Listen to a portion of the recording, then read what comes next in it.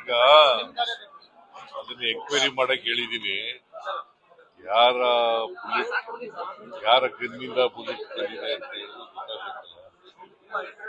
ಅದು ಬಿಜೆಪಿ ಗನ್ನಿಂದ ಬಂದಿದೆಯಾ ಇಲ್ಲ ಕಾಂಗ್ರೆಸ್ನವ್ರ ಗನ್ನಿಂದ ಬಂದಿದೆಯಾ? ಅದಕ್ಕೋಸ್ಕರ ಅದನ್ನು ತನಿಖೆ ಮಾಡಿ ಅಂತ ಹೇಳಿದೀನಿ. ಎಂಕ್ವೈರಿ ಮಾಡಿ ರಿಪೋರ್ಟ್ ಕೊಡಿ ಇಮಿಡಿಯೇಟ್ ಆಗಿ.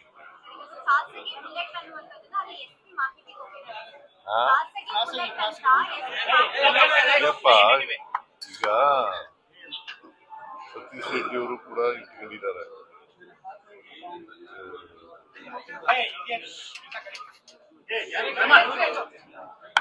ಅವರ ಸೆಕ್ಯೂರಿಟಿಗೋಸ್ಕರ ಏರಲ್ಲಿ ಗನ್ ಫೈರ್ ಮಾಡಿದ್ದಾರೆ. ಅದಕ್ಕೆ ಆ ಫೈರಿಂಗು ಏರ್ನಲ್ಲಿ ಮಾಡಿರೋದು ಇದಕ್ಕೆ ಬಂದಿದೆ, ಮನುಷ್ಯನಿಗೆ ತಗ್ಲಿದೆ. ಅವನು ಯಾರೋ ಒಬ್ಬ ಸತೀಶ್ ರೆಡ್ಡಿ ಅಲ್ಲ, ರಾಜಶೇಖರ್ ರೆಡ್ಡಿ ಸತ್ತೋಗಿದ್ದಾರೆ. ಅದಕ್ಕೆ ಅದು ಯಾವ ಗನ್ನಿಂದ ಬಂದಿದೆ ಅನ್ನೋದು ಗೊತ್ತಾಗಬೇಕಲ್ಲ. ಅದಕ್ಕೆ ತನಿಖೆ ಮಾಡಿ ಹೇಳಿ ಅಂತ ರಿಪೋರ್ಟ್ ಕೊಡಿ ಅಂತ ಹೇಳಿ. ಅಥಾರಿಟಿ ಅವರು ಸರ್ವೆ ಒಂದು ರಿಲೀಸ್ ಮಾಡಿದ್ದಾರೆ ಸರ್. ಆ ಸರ್ವೆನಲ್ಲಿ 91% ಜನ ಇವಿಎಂಗಳು ಮತ್ತೆ ಎಲೆಕ್ಷನ್ ಫೇರ್ ಆಗಿ ನಡೆದಿದೆ ಅಂತ ಹೇಳಿದೆ ಅಂತ ಹೇಳಿದ್ದಾರೆ. So BJP is attacking the Congress, saying that Rahul Gandhi and Priyanka Gandhi has been exposed by the Congress government earlier here in the state. How do you see that, sir? So basically, there is an EVM I will look into this.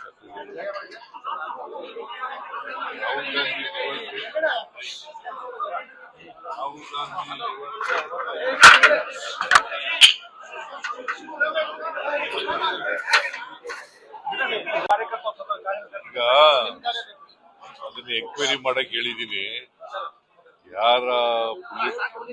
ಯಾರ ಗನ್ನಿಂದ bullet ಬಂದಿದೆ ಅಂತ ಹೇಳಿ ಗೊತ್ತಾಗಬೇಕಲ್ಲ. ಅದು BJP ಗನ್ನಿಂದ ಬಂದಿದೆಯಾ ಇಲ್ಲ ಕಾಂಗ್ರೆಸ್ನವ್ರ ಗನ್ನಿಂದ ಬಂದಿದೆಯಾ? ಅದಕ್ಕೋಸ್ಕರ ಅದನ್ನು ತನಿಖೆ ಮಾಡಿ ಅಂತ ಹೇಳಿದೀನಿ. ಎಂಕ್ವೈರಿ ಮಾಡಿ ರಿಪೋರ್ಟ್ ಕೊಡಿ ಇಮಿಡಿಯೇಟ್ ಆಗಿ.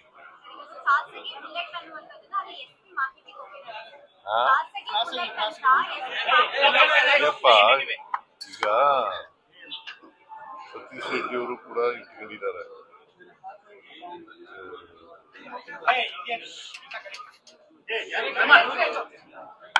ಅವರ ಸೆಕ್ಯೂರಿಟಿಗೋಸ್ಕರ ಏರಲ್ಲಿ ಗನ್ ಫೈರ್ ಮಾಡಿದ್ದಾರೆ. ಅದಕ್ಕೆ ಆ ಫೈರಿಂಗು ಏರ್ನಲ್ಲಿ ಮಾಡಿರೋದು ಇದಕ್ಕೆ ಬಂದಿದೆ, ಮನುಷ್ಯನಿಗೆ ತಗ್ಲಿದೆ. ಅವನು ಯಾರೋ ಒಬ್ಬ ಸತೀಶ್ ರೆಡ್ಡಿ ಅಲ್ಲ, ರಾಜಶೇಖರ್ ರೆಡ್ಡಿ ಸತ್ತೋಗಿದ್ದಾರೆ. ಅದಕ್ಕೆ ಅದು ಯಾವ ಗನ್ನಿಂದ ಬಂದಿದೆ ಅನ್ನೋದು ಗೊತ್ತಾಗಬೇಕಲ್ಲ. ಅದಕ್ಕೆ ತನಿಖೆ ಮಾಡಿ ಹೇಳಿ ಅಂತ ರಿಪೋರ್ಟ್ ಕೊಡಿ ಅಂತ ಹೇಳಿ. ಅಥಾರಿಟಿ ಅವರು ಸರ್ವೆ ಒಂದು ರಿಲೀಸ್ ಮಾಡಿದ್ದಾರೆ ಸರ್. ಆ ಸರ್ವೆನಲ್ಲಿ 91% ಜನ ಇವಿಎಂಗಳು ಮತ್ತೆ ಎಲೆಕ್ಷನ್ ಫೇರ್ ಆಗಿ ನಡೆದಿದೆ ಅಂತ ಹೇಳಿದೆ ಅಂತ ಹೇಳಿದ್ದಾರೆ. So BJP is attacking the Congress, saying that Rahul Gandhi and Priyanka Gandhi has been exposed by the Congress government earlier here in the state. How do you see that, sir? So basically, there is an EVM. I will look into this.